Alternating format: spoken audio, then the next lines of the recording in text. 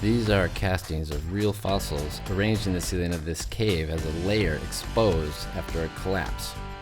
The geology is a bluish slate where fossils are commonly found, and we're going to take a closer look at some of the fossils that are hidden for swimmers to discover. One of my favorite projects to do. And then here's a shot of the ceiling and the arrangement of the fossils and the carving and sculpting that went into it. Here's a look at the fossils that I bought in Quartzsite, Arizona. I got 3 different sizes, a small, medium, and a large. This is the large one, and here's a shot of the medium one. I like the colors that are occurring naturally here. We went a little more orangey, rusty with the paint job, but the colors, if you look at these actual fossils, are more sandstony and more of a beigeish in color. Still beautiful. I fill my mold boxes up with sand so I can position the fossils in them. Then I lay in some plaster of Paris to get a nice smooth flat surface that I can do my latex and molding compound work on.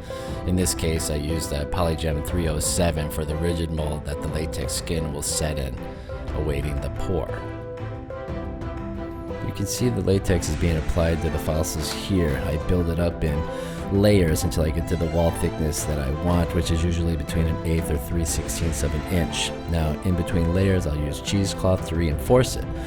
Once I have the desired wall thickness, then I will take a razor blade and I'll trim myself an inch or 1/2 inch around the piece. So that way, when I put the rigid molding compound, the 307 Polygem light material, the latex skin can sit inside of the rigid shell. That's why the shell eats the latex.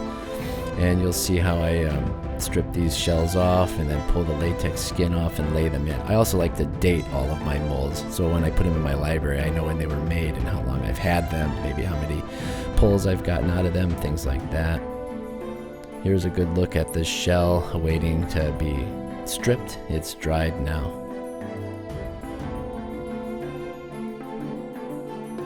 Here's another look at a smaller one. And the stripping process is beginning. I'm just loosening it up with the margin trowel here, and eventually it'll pop off really easily. You know, when you have the release agent, the Vaseline in there, it does assist in stripping molds. Release agent is critical. So there's the shell, has come off. And then I'll easily pull the latex skin off the model, and this way my fossils aren't even damaged or hurt in any way. And then I just can break the plaster, which is a thin layer, and then I can preserve my fossils and add them to my collection and maintain the molds and use them as I see fit.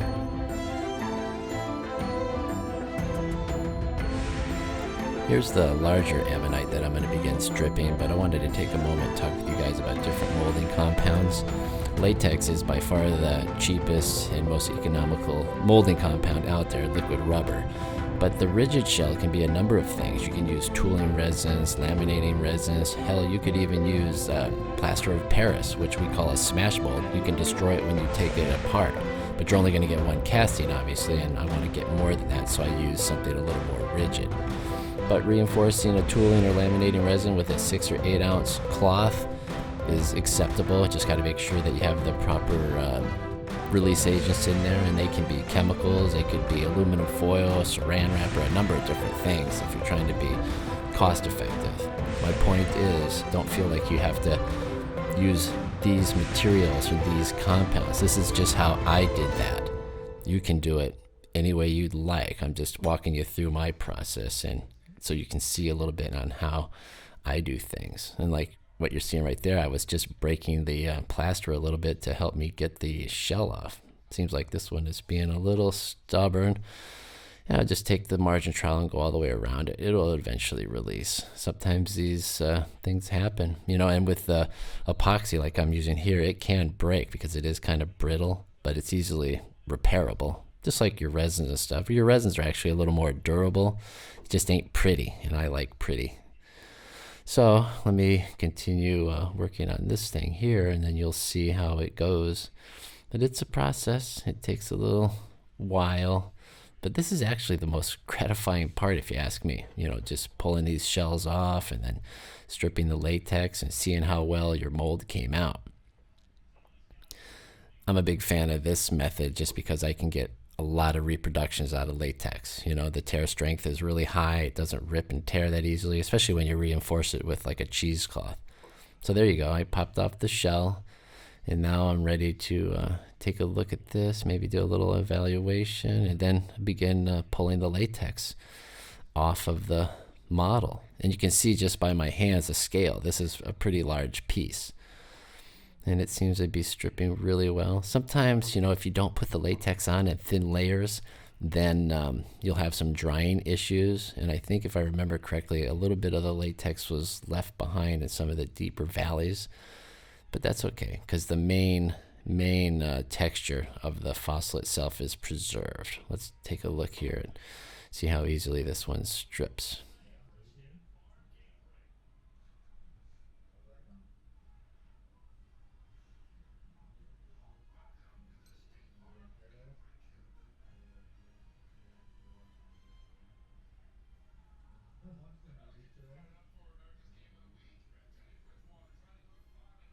Yeah, this is pulling nicely. I think we're going to get a really good pull on this guy. Once that slips off of there, then we just lay it into the rigid jacket. Yeah, it's good. You see how the latex takes a little bit of the dirt and stuff off of the fossil too. But yeah, there was a little left behind there, but that's no big deal. Once that dries, that'll come out with a needle or a pin tool. So it all went really well. I'm happy with that pull right there. I like the fact that all the fossils are saved. I could still use them. I could even mold the backsides of them if I wanted to, just to flip them over and then put them in the sand and then reapply the plaster and stuff like that. And by the way, the plaster of Paris comes off the fossil really easy with a light brushing. Give it a little brush and that stuff is gone, and it looks like you've never molded or casted it, period. So it's actually pretty rewarding. A very forgiving material.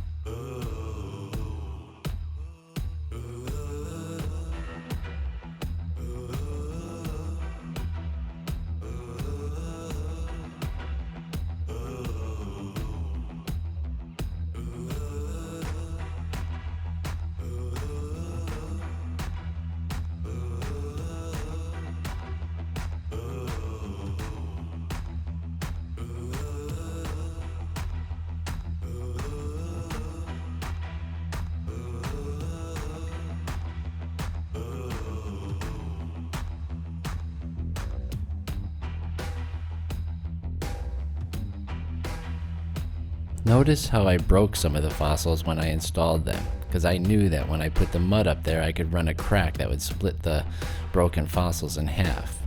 This really added a degree of realism to the work. The white line indicates that carved line that's going to be in there later, but you can see the little cracks and stuff where the fossils broke, and we installed them anyways. Doesn't get any more natural than that. I've used latex as a masking agent over the ammonites in the ceiling now, so you can see me peeling it off. Now the ammonites have been colored underneath, and so when I sculpted the rockwork all around them and painted the rockwork, I protected my ammonites, and now I'm revealing them so you can see the colorations. So the latex actually makes a very good masking agent when you're doing this type of work. The overhead environment is really difficult, so if any of you have ever carved overhead or worked overhead, you know what I mean. So the latex actually, keeps the paint from going where I don't want it to go. I like the versatility of latex. It's a paintable mask, which is much better than like a duct tape or a masking paper. It stays in place. It can be trimmed with a razor knife to get exactly the edge that you need.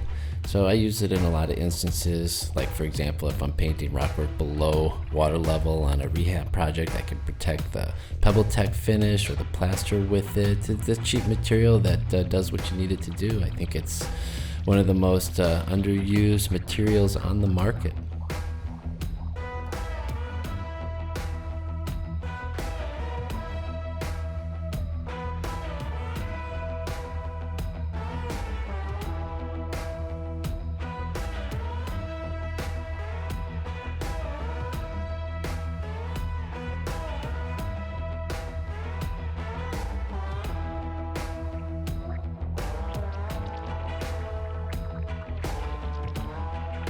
Remember we discussed breaking the fossils and installing them so that when we came time to sculpt the top of the cave, we could carve our lines in, carry them right into the cracks of the fossils, and then go to the other side. So it looks like the fault ran right through all of the fossils. A nice touch of realism that you can do in your work if you just think about how to handle your castings. I love how the dancing water reflects off the ceiling inside the cave. That's a beautiful, absolutely gorgeous look, and I think that'll be enjoyed for years to come by the people who use this pool, and that dancing water will be dependent on how the waves in the pool are. Big waves will do differently than little waves, and there's all kinds of magic that happens when the sun reflects off the water.